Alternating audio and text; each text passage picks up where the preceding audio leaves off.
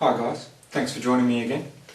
In this video today we're looking at what is really a subset of returning serve with long pips or with anti-spin, and what I'm going to be looking at in particular today is introducing a new return of serve into my repertoire of strokes.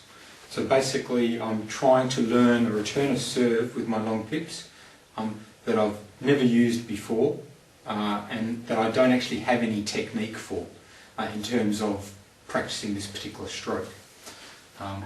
What I'm looking at introducing, just first to describe the stroke itself, and then I'll talk about why I'm going to introduce it, and then we'll get into the hows of I'm actually going to go about bringing this in and training it up. Now the stroke itself, what I'm looking to do at the moment is I'm looking to introduce on my backhand side a flick with the long pips. And by flick I don't mean the normal shovel sort of push against a backspin ball. What I want is the ability to basically cock the wrist and flick up the ball and actually get what looks essentially more or less like an inverted flick of the ball. Okay, so I haven't got that technique. On the backhand side I really don't even have much of a good flick with inverted. It's not a technique that I ever spent much on, being mainly a defender. So I've always tended to push the ball or loop the ball. I've never really got into that really flick motion. So for me it's something that's fairly unfamiliar. I was trying to do it a little bit last week in one of my practice matches against Colin, and I found I really have no clue. I don't know what bat angle to hold it at. I'm no good on the contact, and I'm finding I was scooping the ball and changing my racket angle, generally just making a bit of a mess of it. Now that's the stroke I want to introduce, just on the backhand side to start with. Forehand can follow a little bit later. Now, why do I want it? Why do I want this particular stroke? Is it just for the sake of having it, or is there a good reason? Well, the reason that I'm looking for this particular stroke is firstly because on my backhand side that's predominantly where I'm going to be when I'm returning serve. That's where my pips are going to be most of the time. I'm finding on that backhand when they're sliding the ball at me with a bit of side spin from a right-hander, and it's coming with a mix of side spin, back spin, side spin, occasionally side spin, top spin. I'm tending to use two main returns if it's double bouncing, which is just the slide the ball or kind of punch the ball. And I really want a little bit more variation. Both of those pushes, those techniques that I use, once the opponent gets used to them, they look fairly obvious what they are. You know, they play how they play. It's pretty clear I'm not using the inverted side. The technique looks like a long pip technique, more or less. What I'd like to have is the ability to give him a ball that looks like inverted technique but comes off the long pips. Not something that I necessarily want to use all the time, but something that's going to break things up a little bit, hopefully mess his rhythm, give me another option, and can be used against the backspin version, the float version, and the topspin version of this sort of side spin serve. So I'm hoping to add another weapon that can break up his rhythm a little bit more. So those are my thinking. Now, what am I going to do in order to bring this stroke into my game? How am I going to go about it? Now, it's probably a good example because I really don't have any technique with it. So I'm not working off a good foundation really on this stroke. I'm not starting from scratch, obviously, but I'm certainly not well trained at it in any regard. So what am I going to do? Okay, there's a few things here that I've written down that are things that I need to consider and that I have considered in terms of how I'm going to start training this stroke and bringing it into my game. Okay. Firstly, the first thing I was thinking about is how difficult do I want to make the practice ball? Okay. How hard do I want it coming at me? Now obviously when somebody in a real match is serving at me, I don't have a lot of control over that, unless I've got a training partner I can ask to serve a certain amount of spin, and even then it will vary a little bit. But using my robot, how hard should I set up the ball? Should I set it up to be a very heavy spin ball, a light spin ball? In some ways, a light spin ball when you're trying to flick with long pips, in some ways a light ball, float ball, may be more difficult because you're not going to generate much spin. And a heavier backspin ball may actually be a little bit easier because you can use that backspin and turn it into topspin to bring it down on the other side. So there's that consideration. So how difficult do I want to make the ball? Should I start very easy with not a lot of spin, or not nice and high, give me plenty of height? Should I start easy and then as I get better, get more difficult and more difficult and more difficult? Should I do it that way? Should I just start at exactly how the serve comes out more or less in a match, or even a little bit harder than what it would come in a match? Should I start at that, and then once I can return that and get it back, I don't have to do anything else? It's basically that's the stroke. There's no more adjustments. I've learned how to return it. Should I do it that way? Should I try against the same spin every time, or should I get the robot throwing me slightly different spins to keep me on my toes? So those are all kind of considerations there. Also, should I look to, because it's a return serve, should I look to return it, and then depending on where I return, get used to moving into my next shot, recovery? Should I do that to start with as well? Okay. So, should I, when I'm playing my stroke, do I stick to one stroke in one place, or do I move it around? Do I try and do that stroke and then do a normal stroke, do that one, do another? How do I tackle all this sort of stuff? There's lots of ways to approach it and go about it. But this is how I'm going to particularly approach the thing. And you take what you will from it and you can change things. But this is my thinking and how I like to learn a new stroke basically. Firstly, easy versus hard. What I'm going to do is I'm going to set it up so that it's as much like a match situation as possible, possibly a little bit harder because the robot can get a little bit more spin, a little bit more backspin on it. Because what I want to do is I just want to, once I learn how to do the stroke, I don't want any further adjustments. I don't want to learn off an easy ball it's this, and then slowly but as it gets harder I change a little bit, as it gets harder I change a little bit. I just want, that's the technique off the hard ball, and then an easy ball should be easier to handle and easier to deal with. So I'm not gonna make it easy and then make it slowly hard. I'm just going to make it that difficulty, maybe a little bit tougher than a match, and once I learn to return it, that's it. Anyway, that's my thinking. In terms of the same ball versus a variety of spin, in this case, because I'm using the robot, I could program it to be a slightly different spins, but in terms of mastering the technique, I find it easier to stick with as much spin, same spin as possible. There's only one thing to set up on the robot then. You get a little bit of natural variation because no two balls come out of the robot exactly the same anyway. And moreover, it allows me to work on that one stroke over and over and over again. Now that's important to me at present because I really don't have much technique to improve. I'm actually trying to build the technique. If I had some technique, some decent technique, and I was just working on improving it over a variety of situations, then variation I think might be good. But because I'm just trying to learn the technique, I don't want lots and lots of different spins coming at me. I don't want lots of different situations. I want a very simple situation.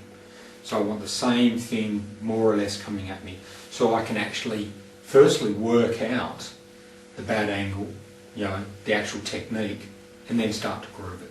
So I'm keeping that respect quite simple. Am I going to combine it with my recovery? Well, in the past I haven't always. I think I probably should.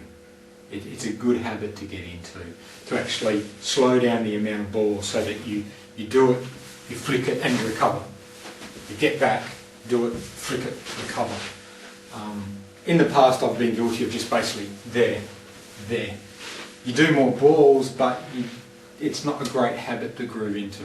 So I'll bite the bullet here and I'll do it the proper way. I will try, depending on where I flick the ball, I'll try to recover, flick it over there and recover to the right position, get my depth. I need it anyway, it's good practice. So yes, I'll do that. Variety of strokes, well, I mentioned that. I just want to work on the one stroke. Now, taking that a little bit further, how many strokes of this type should I learn in a day? Now, by that, I'm talking about like, here I'm going to work on a backspin, side spin, so a heavy backspin, side spin ball, lots of backspin. On the same day, should I also work on, if that's say going well, should I then go straight to a backspin float ball or a backspin topspin ball? Now I'm going to argue no, I shouldn't. And the reason behind that is not just the fact that I think it's less complicated that way, but also referring to some of the stuff I've researched back when I was working for About.com, and some of this research of the Chinese methods where they basically learn one skill, master that skill before going on to the next.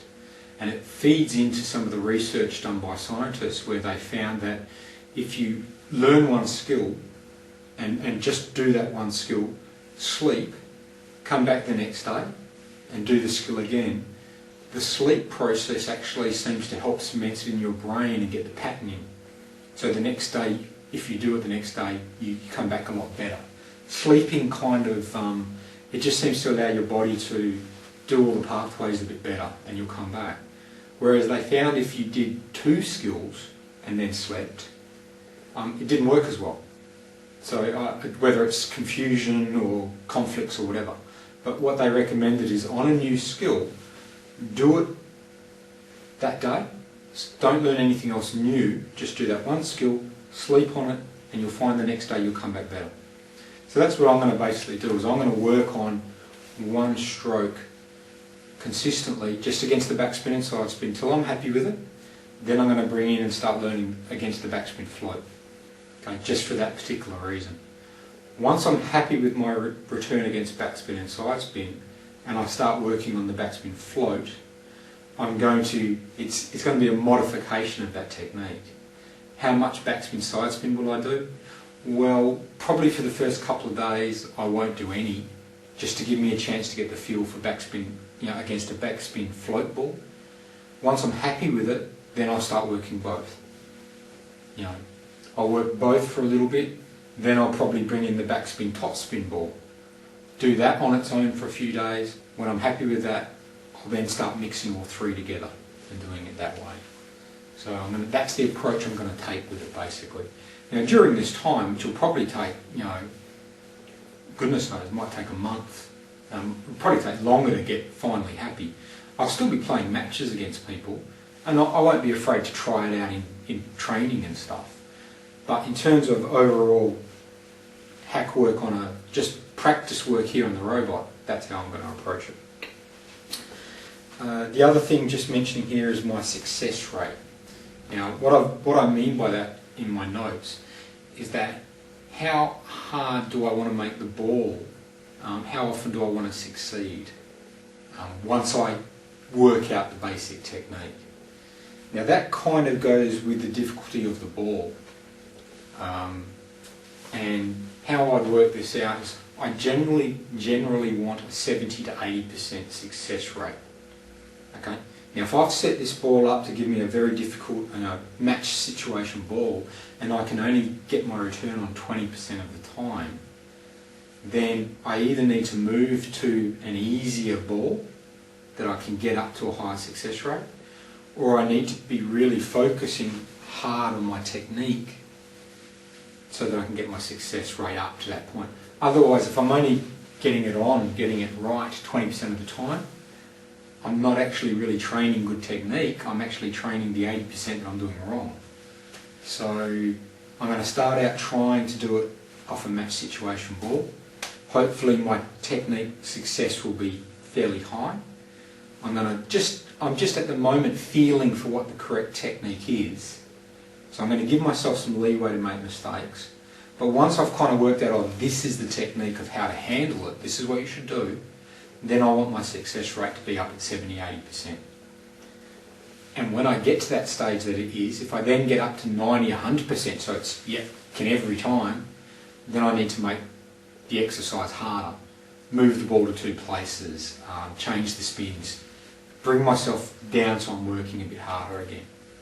So this success rate of getting that 70–80% means that you're making some mistakes because you're working hard. If you're getting it right every time, it's probably too simple an exercise. So that's what I'm going to do in terms of my success rate. To begin with, because the technique's new, I know I'm going to make a lot of mistakes. Once I start getting a feel for the technique and work out how to do it, that's when I start saying, well, I need 70–80%. If I'm not, make the ball easier. If I am, if I'm getting it, good, keep working. Once I get to 90–100%, I'm going to start making the ball harder or changing the routine in some way. How do I check my success rate? Well, easiest way is do 10 balls at a time. You know, count, just go, you know, okay, 1 out of 1, 2 out of 1, 2 out of 3, 2 out of 4, 3 out of 5, 4 out of, and just keep track just up to 10. You know, it's not too hard to count up to 10 and do that. And you'll have at the end of 10, you'll have, oh, I got 5, you know, oh, I got 7, I got 9, I got, and you'll know pretty quickly, you know, within about 40 or 50 balls, you'll know roughly what your ratio is. And then every day you can just keep track of it that way. And that's pretty much how I'm going to do it. Not at the very beginning, because I'm just trying to work out a technique, but in training, that's how I'm going to go about it and how I approach it with a stroke to check my success rate. Blocks of 10 are nice and easy. 10 balls, bang, bang, bang. It also stops you doing 200 without really thinking, boom, boom, boom, because you can get sloppy. If you do 10 and your pressure's on, you know, if you miss one, that counts. Whereas if you're just going like that and you miss one, who cares? When you make it into blocks of 10, every miss becomes important. A little bit more pressure, and it's more realistic, you know. It's easy to think, oh, I did 200 in a row, and how many did I miss? Oh, no, I did pretty good. If you do 10 and you miss 3, well, there's no argument, you miss 3. That's 70%. You miss 4, you're down to 60. And you can't argue with that. That's a fact. You know, and it's easy to keep track of. So, I've got the robot set up. I'm going to flip it on. I'm just going to show you. I'm going to have a go at the stroke. The ball is set up at the moment, because the robots never come out quite the same every time. It's set up to basically imitate a forehand pendulum serve from a right-hander. Curl across. I'm trying to land the second bounce roughly about here in the last 6 inches of my table towards my back end. Some will go over the end and some will come a bit shorter. Some are clipping the net, just because the robot never throws exactly the same. The long balls, do I try and flick them or do I try and hit them? I'm going to try and hit them. I'm actually not going to try, if the ball's coming I think long, I'm not going to do that flick. I want to hit, even though it's long pips. I don't want to train myself to flick what I think is a long ball. So if I think it's coming long, I'm still going to try and hit it with the long pips. Now that I'm getting more aggressive in my attitude. So let's give it a go. I'm not really going to count too much here, I'm just trying to find my way with the technique. And obviously off camera, later on, I'm going to be doing a lot more of this just to work out my technique. So I have no idea how this is going to go. I did do a few just to work out this thing of the serve, and it wasn't anything spectacular. So this is really how I return the ball with these pips. So let's give it a go and see.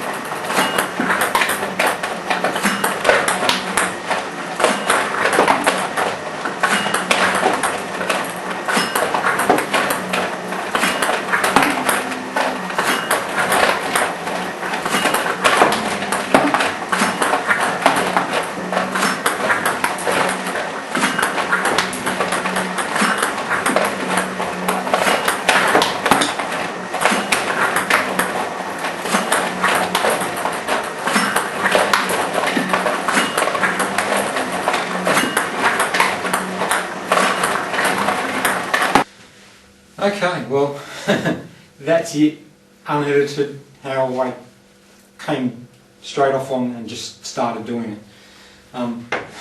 You noticed I didn't really recover depending on where I was going, because I'm focusing so hard on actually the technique. Now, just some thoughts from that, what I'm thinking already in my initial just tries at it. Firstly, I notice that I don't know on the video whether it'll back me up, but I know I have the feeling that I come in low with the elbow to hit the ball. And that doesn't work off a flick. Because on the flick, what I want to do is I actually want to come and crank my arm and my wrist to be able to do that. So if I come in low to push, you know, I've got nowhere to go. So in actual fact, in order to make this stroke work, I have to fight against my natural instinct of that.